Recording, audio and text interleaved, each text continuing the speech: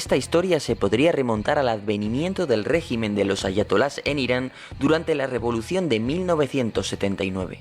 La constitución de Irán incluyó la expansión de la revolución islámica como principio fundamental del nuevo Estado, lo que con el paso del tiempo dio lugar a un contexto regional en Oriente Medio de competición entre Arabia Saudita e Irán, quienes movilizaban a sus propios apoyos.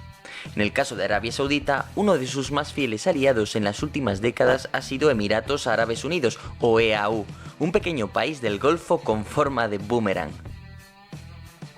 Es interesante tener un poco en cuenta la historia de Emiratos Árabes Unidos. Se trata de un país de muy reciente creación que consiste en que varias ciudades, varios emiratos, deciden unificarse. Y deciden hacerlo por el carisma de Zayed, el fundador del país, que era el emir de Abu Dhabi. Y curiosamente, Zayed no unifica su país por medios violentos o por la amenaza del empleo de la fuerza, sino que es por puro carisma, porque realmente le apoyan el resto de emires sin necesidad de nada de eso.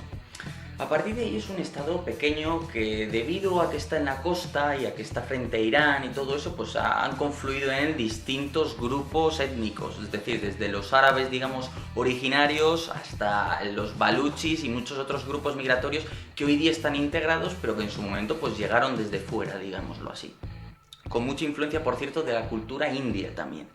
El caso es que era un estado relativamente pequeño, recién unificado, que no tenía, digamos, las aspiraciones que podían tener otros grandes estados de la región. Por ejemplo, ahí tienes a Irán, que tiene la herencia de Persia, ¿no? Irán es un verdadero estado-nación. O tienes Arabia Saudita, que es un país ya de cierto tamaño, con cierta población. O tampoco ha llegado a albergar grandes grupos religiosos, o ha sido un país o una región, mejor dicho, una zona especialmente beligerante, ¿no? Porque así como puedes decir, pues sí, en Arabia Saudita el wahabismo, el kutubismo el movimiento de Qutb en Qatar, el apoyo de estos a los hermanos musulmanes. Pues en el caso de Emiratos no se ha dado esas circunstancias. Bien es cierto que el país ha estado creciendo, ha estado, desarrollando sobre todo una importante economía, que es de las pocas de la región que no es exclusivamente dependiente digamos, de los hidrocarburos, que ha conseguido desarrollar cierta industria y cierto sector servicios, ¿no? Dubái pues es famosa obviamente por el tema del turismo. Y tienen una cultura algo más abierta. Sin embargo, en los últimos años, pues Emiratos Árabes Unidos desde luego se ha vuelto bastante más activo en toda esta cuestión. En este contexto, la rama yemení de la primavera árabe dio lugar a una extraña situación, de la que os hablaremos en otros vídeos, pero el resumen es que el dictador depuesto de Yemen, Abdullah Saleh, se alió con sus enemigos ancestrales, los hutíes, para dar un golpe de estado, derrocar al presidente Hadi y conquistar todo Yemen. Lo grave del asunto es que Irán, como parte de la política de expansión de la revolución, que como ya hemos dicho estaba fijada en su constitución, ya estaba interviniendo en ese caos llamado Yemen, en particular armando a los hutíes. El gobierno de Riyad no podía permitir que dichos hutíes apoyados por Irán dominaran su puerta trasera yemení, así que se decidió intervenir en el último momento justo cuando Adén, la última gran ciudad en manos del presidente Hadi, estaba a punto de caer. Arabia Saudita moviliza a todos sus aliados árabes con el objeto de legitimar su intervención en Yemen y venir a decir, bueno, es que todos los países árabes nos están apoyando. Tened en cuenta que Arabia Saudita tiene una red, digamos, de financiación en diversos países muy importante. Pensad que, por ejemplo, si no recuerdo mal, solo a Marruecos le ha financiado el crecimiento de su industria de defensa en los últimos años Arabia Saudita con 22.000 millones de euros. Entonces, Arabia Saudita llama a todos esos países, a Egipto, a Sudán, por supuesto a Marruecos, a Emiratos Árabes Unidos, a Qatar, a todos esos países para que le apoyen, ¿no? De alguna forma es el gran país árabe por excelencia. Claro, ¿qué ocurre? Que a la hora de la verdad muchos de esos países van a retirarse o el esfuerzo que van a hacer es mínimo, ¿no? Marruecos particularmente pues es de los que menos hacen, cuando sufre el derribo de uno de sus cazas decide retirarse, pero, por ejemplo, ahí tenemos a Emiratos Árabes Unidos. Dentro de la coalición que conforma a Arabia Saudita, Emiratos Árabes Unidos va a tener el papel más importante. ¿Por qué? Porque va a ser el encargado de defender el frente sur. Es decir, Arabia Saudita se encarga de proteger su frontera, de intentar sellarla, que no lo consigue, y Emiratos Árabes Unidos se va a encargar de llegar desde el sur, dar apoyo a Hadi. Hadi ya de una manera, digamos, sobre tierra, ¿no? Claro, Emiratos Árabes Unidos es un país relativamente pequeño que está haciendo un esfuerzo enorme en esa parte sur de Yemen. Imaginaos lo que supone para un país cuya población propiamente emiratí no llega a los 2 millones, enviar el equivalente a entre 3.500 y 5.000 hombres para suministrar armas a un ejército extranjero y apoyarle en el sur de Yemen, ¿no? A varios miles de kilómetros. Pues es un esfuerzo militarmente muy importante y por supuesto va acompañado pues de su componente, digamos, humanitario, como se hace en cualquier operación un poco moderna, ¿no? Para intentar mejorar las infraestructuras, paliar la situación de los civiles, ese tipo de cosas. Arabia Saudita pidió auxilio a sus aliados y organizó una gran coalición de países musulmanes, incluyendo a Sudán, Marruecos o Egipto. El grado de compromiso variaba mucho de unos a otros, pero no cabe duda de que Abu Dhabi, la capital de Emiratos, fue el aliado más comprometido con Riyadh. Ello se debe a que el poderío político, económico y militar de Emiratos Árabes Unidos es lo suficientemente fuerte como para que la lucha regional con Irán le afecte notablemente, más aún a sabiendas de que son Omán, EAU e Irán quienes dominan las orillas del estrecho de Hormuz. El bien equipado ejército emiratí optó por una intervención típica de nuestros días, en el sentido de que se enfoca en dos aspectos, el humanitario y el militar. En el primero, Abu Dhabi se dedicó a procurar jugosas ayudas en forma de miles de millones de euros y ciertos proyectos de reconstrucción que debían permitir poner en marcha la depauperada economía yemení, o al menos evitar que ésta quedara totalmente destruida. De hecho, ha sido junto a Arabia Saudita el país que mayores ayudas ha enviado a Yemen. Pero vamos a lo que nos interesa, el apartado militar del asunto.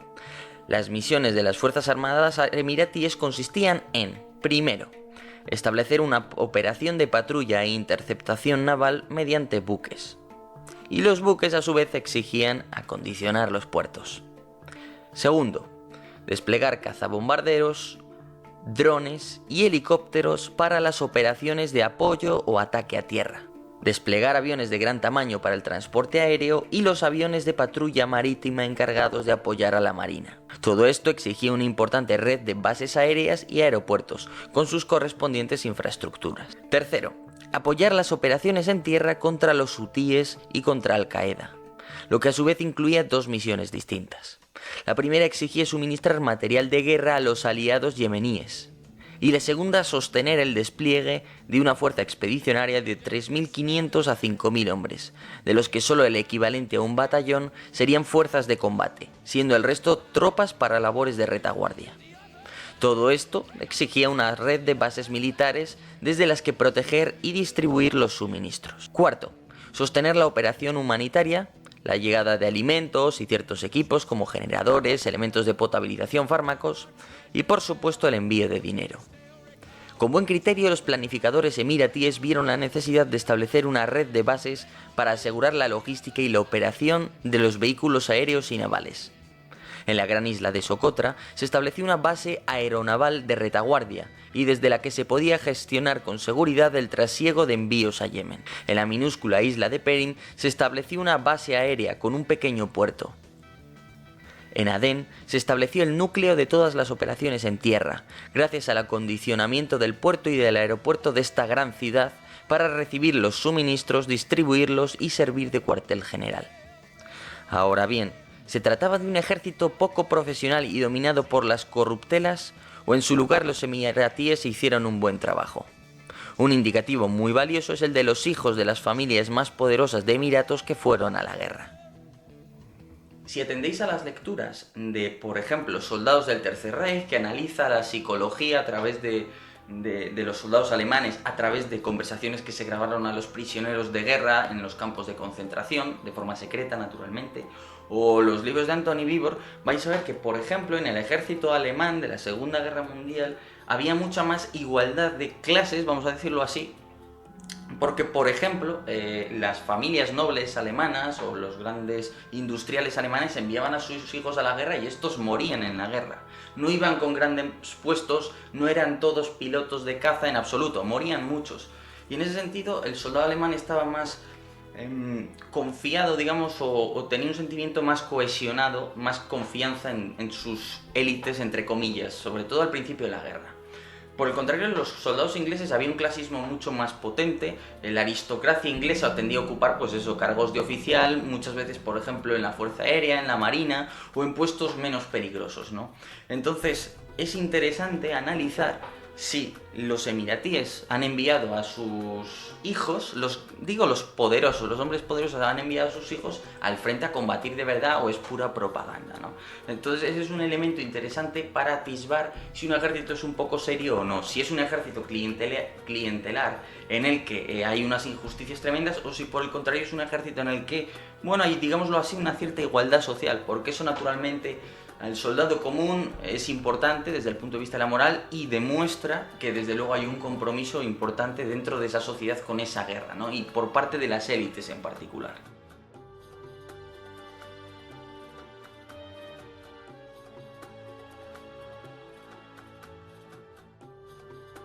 Aquí tenéis imágenes del príncipe heredero del Emirato de Ras Al Khaimah.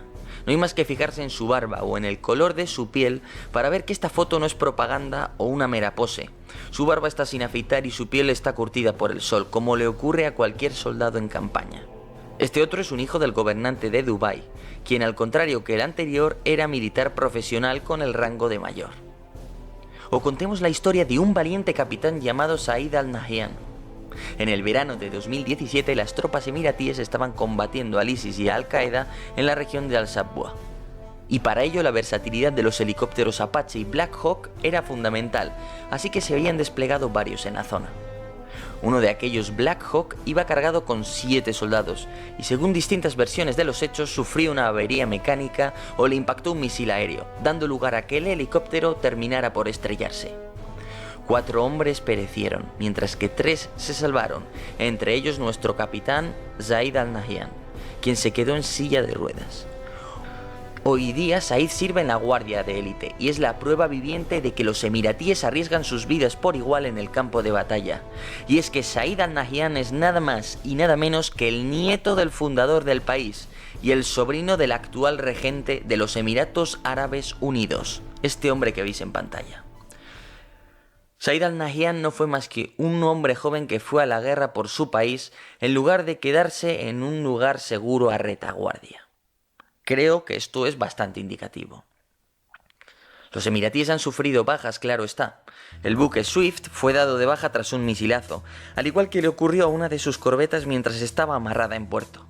También han sido derribadas algunas aeronaves y destruidos algunos de sus vehículos, con las consiguientes bajas. Así que en 2019 han reducido a mínimos su participación en esta guerra. Pero con la perspectiva que otorga el tiempo podemos afirmar lo siguiente. Podemos decir que Emiratos Árabes Unidos no ha conseguido sus objetivos en Yemen si estos consistían en derrotar a los hutíes. Es cierto que tampoco han sido ellos derrotados, es decir, sí que han conseguido apoyar a Hadi y que este se mantenga en Yemen del Sur, a pesar de la mala situación en la que estaban inicialmente. Los emiratíes han sufrido algunas bajas, como corresponde a cualquier conflicto de este tipo que dure 4 años en este caso, pero es cierto que, bueno, dentro de lo que cabe no ha habido un gran desgaste propio. Es verdad que sus aliados, naturalmente han sufrido sus bajas. No obstante, han demostrado una capacidad de proyección de fuerzas bastante importante. Pensad que España ahora mismo no tiene nada, ningún país europeo tiene ningún despliegue equivalente al que ha hecho Emiratos en Yemen, salvo Francia en la operación Barkhane y poquito más, porque se han movilizado muchas tropas, material pesado y encima había que suministrar grandes cantidades de armamento a los leales a Hadi y no tan leales porque había muchos separatistas de Yemen del Sur, pero a toda esa amalgama en líneas generales. De otro lado, yo entiendo que atendiendo al número de bajas, atendiendo a la visualización de vídeos donde ves las posiciones emiratíes que normalmente yo diría que son bastante más serias que las de su contraparte saudita en el norte. O por ejemplo el número de bajas o la mera participación de todos esos hijos de líderes del país, de emires del país, yo entiendo que demuestra que tiene unas fuerzas armadas serias. Así que esto ha sido todo, espero que os haya resultado interesante. Estamos en cuarentena en España, para los que no lo sepáis, así que quiero recomendaros esto, la revista Ejércitos, que ya ha salido el último número, básicamente, que trata varios temas, ¿no? Los aviones de patrulla marítima P-8 Poseidón, los sistemas ABMS, que son básicamente un sistema de mando y control gigante, la infantería de marina, las viejas tácticas, digamos, en la guerra del Donbass y, por supuesto, los láseres en la guerra moderna. Naturalmente, si estáis en cuarentena y el que puede comprar esto físicamente es español, pues os voy a dejar un enlace a la revista Ejércitos, que ahora la suscripción anual con estos artículos que os he mencionado y todos los que se iban publicando a lo largo de años y más que se van a publicar, pues son 25 euros al año, o sea que yo obviamente estoy suscrito y os lo recomiendo encarecidamente. Y nada, aparte de eso, el próximo vídeo va a tratar sobre operaciones de golpe de mano, de raid, un tipo de operación llevada a cabo por pequeñas unidades de tamaño compañía, que creo que os va a encantar, es muy táctico ese vídeo. Pero bueno, eso es todo, feliz cuarentena, que vaya bien dentro de lo que cabe, y nada, espero vuestros comentarios como siempre, por supuesto, y nada, muchas gracias y hasta otra.